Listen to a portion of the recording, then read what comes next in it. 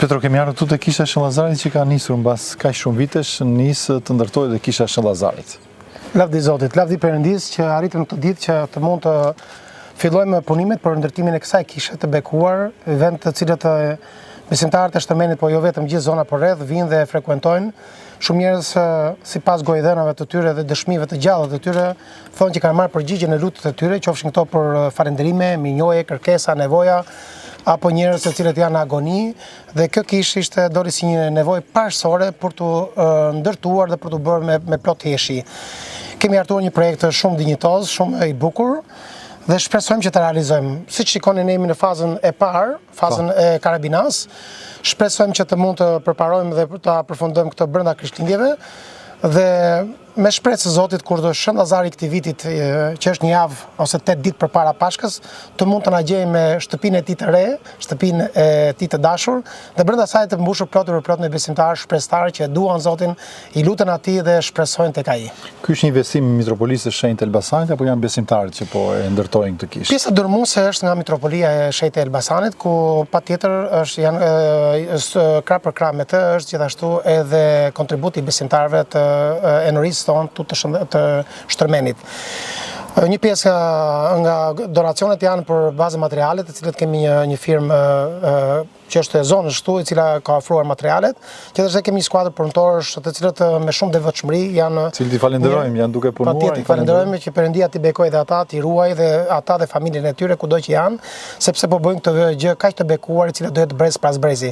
Por gjithashtu për te entuziazmi që ne kemi për të vazhduar punimet dhe për të ecur, do doja gjithashtu që të bëja një ftesë edhe një lutje të hapur që duhet të na qëndrojmë pranë. Ne kemi nevojë edhe për një fjalë të ngrohtë, ne kemi nevojë për suportin e tyre. Her pas here shumë shpejt ne do kemi në faqet tona në rrjetet sociale një ftesë dhe një kërkesë për ta mbështetur ndërtimin dhe përfundimin e këtij tempulli të bekuar kushtuar Shën Llazarit, dhe kuptohet që edhe Zoti tonë Jezus Krisht, sepse do kemi nevojë për shumë faza të tjera, për sovatimet, për pllakët, për instalimet, qofshin këto hidraulike, elektrike, për pjesën e çatisë, për pjesën e sistemimeve të jashtme, pra në disa faza, duket në pamje të parë që gjërat ecin dhe përparojnë, pra kemi shenjë të mira, kemi ecuri të mirë, por ne duhet ta rulim të ritëm, dhe për këtë kërkojmë nga të gjithë dashamirësit, të cilët për herë janë përgjigjë thirrjeve tona, dhe besoj se edhe këtë herë s'do na zhgënjejnë dhe s'do të na braktisin, që të mund të finalizojmë këtë iniciativë tonë. Tashmë është plotësuar asambli i kishave në fshatin Shtërmen, pra një fshat tashmë bëhet me 3 kisha. Me kishën kryesore të Shën Dimitrit në qendër të fshatit, me kishën e Shën Marisit sapo ishim atje, dhe me këtë kishë.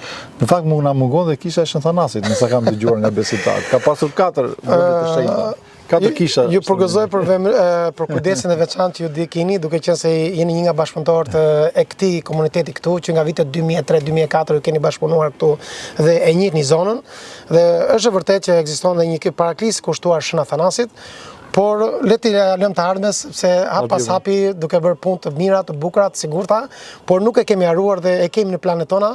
Perëndia ta bekojë, ta sjellë marrë, dhe ndoshta të vëmë gurin themelin dhe atje së shpejti. Ndoshta para disa vitësh Petro, kur përmend ato vitet e para që kemi shërbyer këtu, ndoshta duket si diçka që s'do realizoj kurrë. Mbaj mend që këtu kemi atë një gur që i mbeti dhe edhe rënimi që ndodhi në 1967-ën. Dhe kujtojmë ato turmat e njerëzve që vinin këtu, jo vetëm ortodoks, por nga të gjitha besimet, që vinin këtu në këtë vend të shenjtë dhe i luteshin Shën Llazarit. Dhe tashmë bëhet realitet një ëndër të themi e juaja personalisht, por edhe e gjithë besimtarëve të Shtërmenit. Është vërtet që lutjet ishin edhe kërkesat ishin intensive të personave që donin ta përfundonin. Ne kishim pas u përballëm me një situatë e cila u vështirësuan paksa, qoftë me çështjen e lejes dhe disa çështje të kufitarëve dhe gjëra si këto, gjëra të cilat ndodhin, megjithatë u gjet fryma e bashkëpunimit, edhe tani ja ku jemi, njerëz të cilët janë bashkëpunues, dhe lavdi Perëndis, gjërat po përparojnë, siç u thash, dhe Mitropoliti Andon ka treguar interes të veçantë për ecurinë e kësaj kishe. Ai së shpejti do të vijë të bëjë edhe inaugurimin e saj, kështu që lavdi Perëndis që gjërat bashkëpunojnë për mirë. Lavdi Zotit. Shpresoj shumë me uratat e Shën Llazarit bekuar, të cilët do të ecim dhe do të finalizojmë ato të cilët neve kemi projektuar. Lavdi Zotit, Petro. Falenderoj. Faleminderit shumë edhe ju. Gjithashtu.